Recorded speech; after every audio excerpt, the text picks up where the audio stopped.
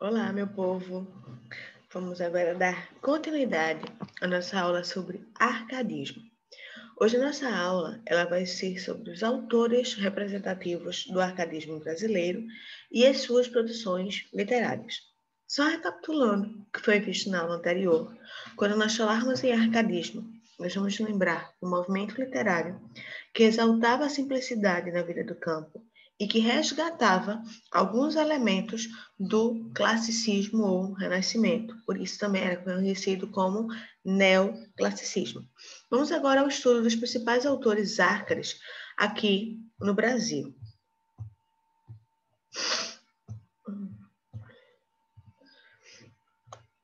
Bom, o primeiro autor árcade, que vai ser o principal representante do arcadismo brasileiro, ele se chama Tomás Antônio Gonzaga.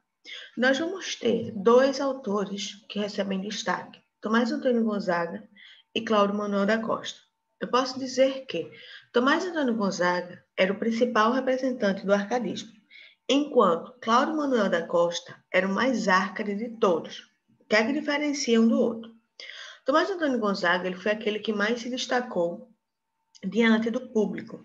Porém, a sua produção literária, como nós vamos ver daqui a pouco, em alguns momentos ela destoa, ou seja, ela foge do ideal árcade de exaltação à natureza. Enquanto Cláudio Manuel da Costa, ele tem a sua produção literária inteira, baseada nos princípios árcades. Ele não foge dos ideais árcades. Vamos lá.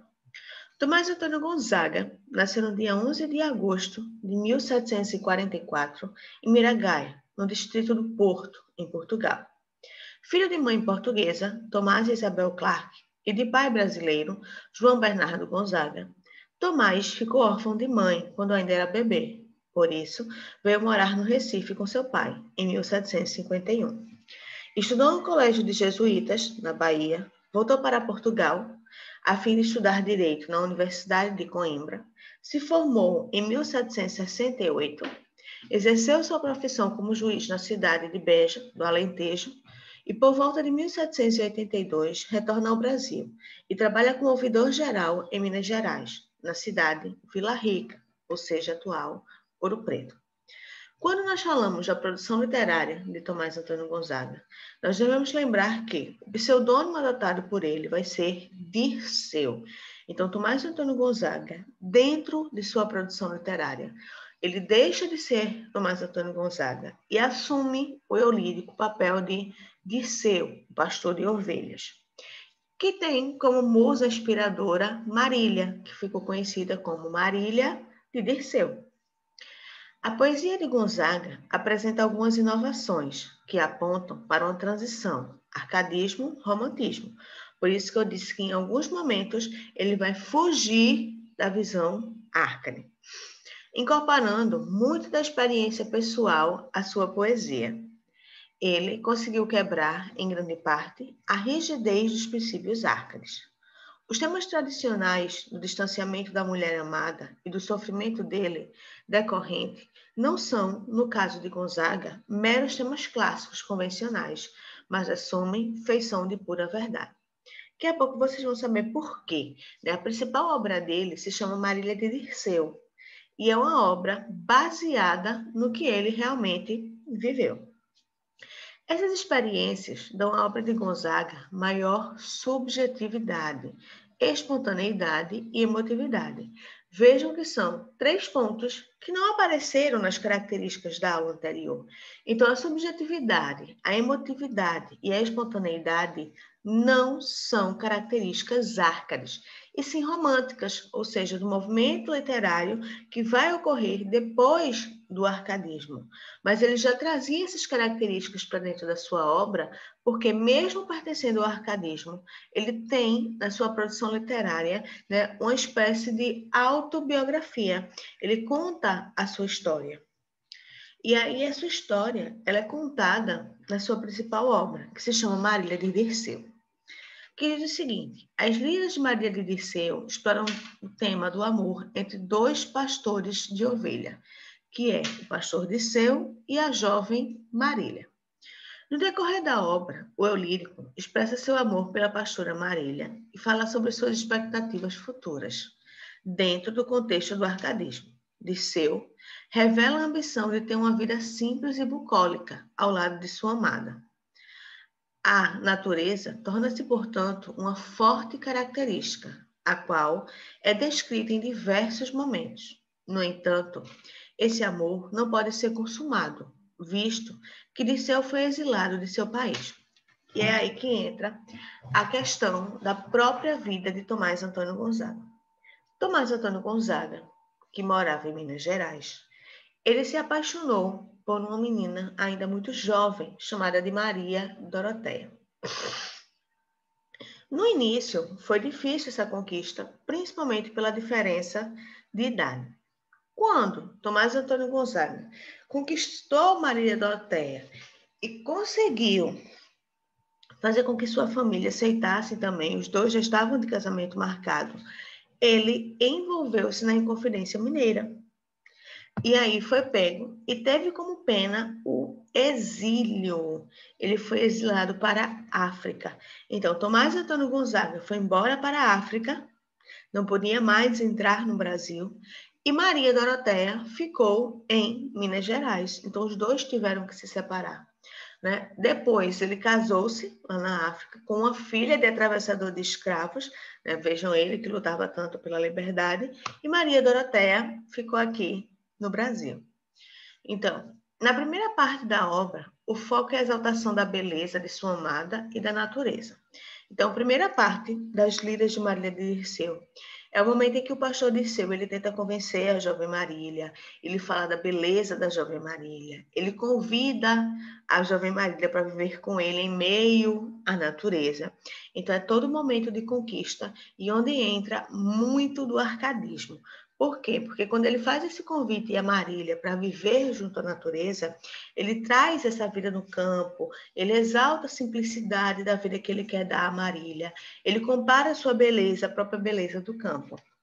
Na segunda parte, o tom de solidão já começa a aparecer, uma vez que o eu lírico vai para a prisão. Isso porque Dirceu esteve envolvido no movimento da Inconfidência Mineira em Minas Gerais. E, por fim, na terceira parte, o tom de melancolia, pessimismo e solidão é notório, pois ele encontra-se exilado na África. O eu lírico revela a saudade que sente de sua amada. Então, a primeira parte é o momento da conquista, a segunda parte é quando ele está preso, né? E aí mostra a saudade de Marília, e a terceira é quando ele já está na África. E aí a solidão dele, né, a distância de Marília faz com que o tempo todo ele pense nela, ele tenha visões de Marília ali na sua cela. E aí eu trouxe um trecho da Lira 77, né, que é a lira que mostra bastante essa relação de Dirceu e Marília. Diz o seguinte: eu, Marília, não fui nenhum vaqueiro, fui honrado pastor da tua aldeia. Vestia finas lãs e tinha sempre a minha choça do preciso cheia. Tiraram o meu casal e o manso gado. Nem tenho a que me encoste um só cajado. Para ter que te dar é que eu queria, de mó rebanho ainda ser o dono. Prezava o teu semblante, os teus cabelos, ainda muito mais que um grande trono. Agora que te oferta e já não vejo, além de um puro amor, de um são desejo.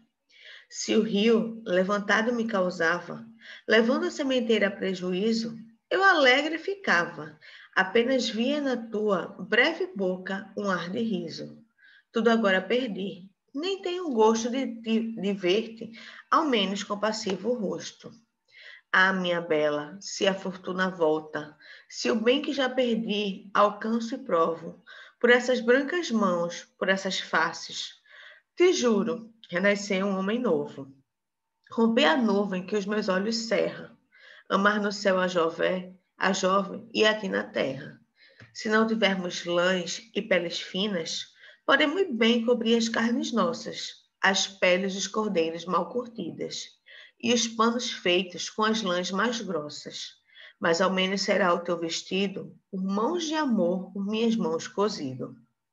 Nas noites de serão, nos sentaremos, com os filhos, se os tivermos, a fogueira. Entre as falsas histórias que contares, lhes contarás a minha, verdadeira. Pasmados te ouvirão. Eu, entretanto, ainda o rosto banharei de pranto. Quando passarmos juntos pela rua, nos mostrarão com dedos mais pastores, dizendo uns para os outros: olha os nossos exemplos, da desgraça são amores. Contentes, viveremos dessa sorte, até que chegue a um dos dois a morte. Então, veja que é um texto que ele já mostra que está, né, distante de Marília. Ele diz que não tem mais o rio, ou que não tem mais as suas ovelhas, não tem gado, não tem nada mais, né, e não tem nem mais o rosto de Marília, não tem mais nem Marília ao lado dele. E aí depois é como se viesse a ideia de esperança, né? Ah, minha bela Marília, se a fortuna volta, se a fortuna aí não é dinheiro, é sorte. Se a minha sorte volta, né? E por essas mãos, por essas faces, te juro, renascer um homem novo. Se eu consigo ficar novamente junto a você, né? Nós vamos fazer o quê? Nós vamos nos vestir com a pele dos animais. Eu vou fazer coser, ou seja, costurar os teus vestidos. Nós vamos sentar à beira de uma fogueira. Então, ele traz aí, né, toda essa visão dele de como ele gostaria de ter vivido ao lado de Marília. E aí, Tomás Antônio Gonzaga, ele não escreveu somente a poesia lírica, ele escreveu também uma poesia satírica, né, que não foi revelada no período Arcade, né? Alguns estudos posteriores é que mostraram que essa produção ela tinha sido feita por Tomás Antônio Gonzaga, que são as cartas chilenas. As cartas chilenas, na verdade, elas são um conjunto de 13 cartas escritas em versos, tá? E que usavam um jogo de pseudônimos para fazer uma crítica ao governador de Minas na época da Inconfidência Mineira. Então, os pseudônimos eram Cretilo. Cretilo, ele era quem escrevia as cartas e se encontrava lá em Santiago, no Chile. Cretilo, ele escrevia as cartas para o seu amigo Doroteu, que estava em Vila Rica, Minas Gerais, e o assunto da carta era fanfarrão Minésia.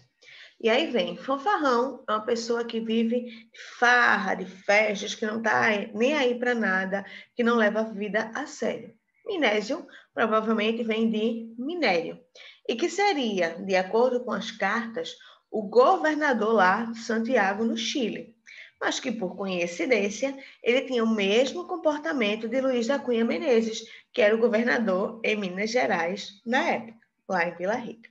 Então, essas cartas elas começaram a circular por Minas Gerais e faziam essa crítica usando os pseudônimos. As cartas chilenas são 13 cartas que revelam por meio de um tom satírico problemas relacionados com o contexto em que foram escritas. Assim, a obra aponta temas que estavam evidentes no período da Inconfidência Mineira. São eles injustiça, corrupção, tirania, abuso de poder administrativo do governo, cobrança de altos impostos, narcisismo dos governantes e casos de nepotismo. Ou seja, as cartas chilenas elas utilizavam os pseudônimos para fazer crítica. Na época, ninguém sabia quem escrevia essas cartas, né? E aí depois, com vários estudos estéticos, o estudo da linguagem, o estudo da letra, por aí foi, aí descobriu-se que essas cartas elas eram escritas por Tomás Antônio Gonzaga. Ou seja, Critilo, o remetente da carta, era Tomás Antônio Gonzaga, que provavelmente escrevia para Cláudio Manuel da Costa, que era o seu grande amigo, que também foi envolvido na Inconfidência Mineira. O foco central da obra é revelar a corrupção de Luiz da Cunha Menezes, governador da capitania de Minas Gerais. Ele governou os estados entre os anos de 1783 e 1788. E aí vem o outro autor representativo, que é Cláudio Manuel da Costa. Como eu disse a vocês, Tomás Antônio Gonzaga ele vai ser o principal representante do arcadismo, enquanto Cláudio Manuel da Costa vai ser o mais arcade de todos. Desculpa. Cláudio Manuel da Costa nasceu em 5 de junho de 1729, na vila do Ribeirão do Campo, que hoje se chama Mariana. Minas Gerais. Era filho de João Gonçalves da Costa e Teresa Ribeiro de Alvarenga. Iniciou seus estudos em Vila Rica, atual Ouro Preto, e mais tarde mudou-se para o Rio de Janeiro, onde estudou filosofia no Colégio dos Jesuítas. Com 20 anos de idade, viaja para Portugal, com o intuito de estudar na Universidade de Coimbra. Em 1753, formou-se em cânones por esta universidade. Ali, escreveu 3 de suas obras, Minúsculo Métrico, Labirinto de Amor e Epicédio. Nessas poesias, nota-se traços do barroco, como os estilos do gotismo e conceptismo, ou seja, ele surge na poesia barroca e, posteriormente, ele vai para o arcadismo, onde se destaca. Retorna ao Brasil e passa a viver em Vila Rica. Ali, trabalhou como advogado, secretário do governo da província e foi juiz medidor de terra da Câmara de Vila Rica. Em 1768, fundou uma Arcádia, chamada Colônia Ultramarina, na cidade de Vila Rica. A partir disso e da publicação de obras poéticas, Cláudio Manuel da Costa é considerado o introdutor do movimento Arcade no Brasil. E aí a obra dele, ela é uma obra repleta de características árcades. Ficou faltando ali, mas Cláudio Manuel da Costa também participou da Inconfidência Mineira, né, e foi preso. Ele não foi condenado ao exílio, mas ficou preso no Brasil. E um tempo depois ele apareceu morto em sua cela, né, com indícios de suicídio. Mas até hoje, muitos críticos apontam que ele não se suicidou. E aí fica, né, a interrogaçãozinha. Ele se suicidou ou o mataram? E aí eu trouxe um exemplo de uma das poesias dele, para que vocês percebam como ele se volta para o arcadismo. Na poesia dele não vai ter uma preocupação em exaltar o amor de sua musa inspiradora, e sim a natureza. Ele assumiu o pseudônimo de Glouceste Saturnio e tinha como musa inspiradora Nise, que era uma musa imaginária. Até hoje não se descobriu, né, se existia realmente essa Nise. Então, acredita-se que ela era imaginária, diferente de Marília, né, que era Maria Doroteia. Então, veja, o primeiro ponto que a gente pode observar neste poema é a estrutura. Veja que se trata de um soneto, né? Nós temos aí 4 estrofes, as 2 primeiras com 4 versos cada uma e as 2 últimas com 3 versos. Então, o primeiro ponto é que ele tem essa preocupação estética, que é elemento ainda da cultura clássica. Diz o seguinte: este é o rio, a montanha, os troncos, estes os rochedos. São estes ainda os mesmos arvoredos. Esta é a mesma rústica floresta. Tudo cheio de horror se manifesta. Rio, montanha, troncos e penedos. Que de amor, nos suavíssimos enredos, foi cena alegre e urna já funesta. Oh, quão lembrado estou de haver subido aquele monte, e às vezes que baixando deixei do pranto o vale umedecido. Tudo me está a memória retratando, que da mesma saudade, o infame ruído, vem as mortas espécies despertando. E aí ele fala do monte, da natureza, todos os seus textos vão estar relacionados à natureza. Essa é a principal característica de Cláudio Manuel da Costa.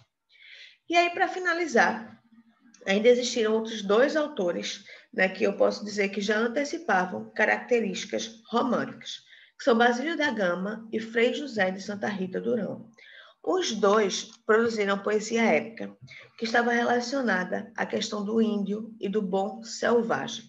Basílio da Gama, ele escreveu um poema épico chamado O Uraguai, não é Uruguai, é Uraguai, que relata a questão dos índios e a luta deles por terra contra os espanhóis.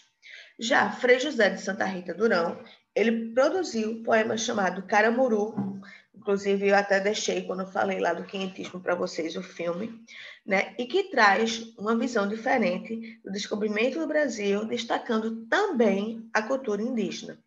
E aí vocês vão ver que quando vocês forem estudar o próximo movimento literário, que é o romantismo, nós vamos ter lá o destaque para um índio com essa visão de bom selvagem. Então, eu posso dizer que esses 2 autores aqui, eles já antecipavam características românticas.